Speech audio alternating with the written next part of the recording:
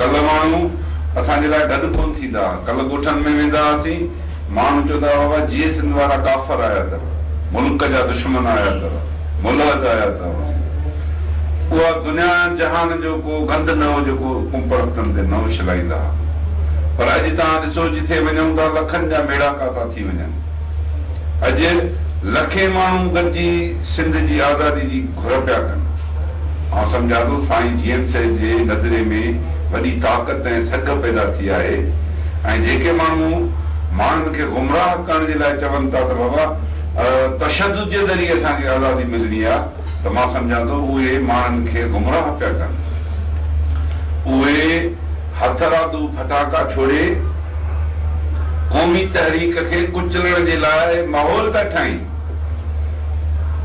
जवाहरलाल नेहरू चयो आहे त गैर मौसर कारवायूं, गैर मौसर ऐं खुफ़िया कारवायूं क़ौमी तहरीकनि जे लाइ कॾहिं बि फ़ाइदेमंद साबित न थींदियूं।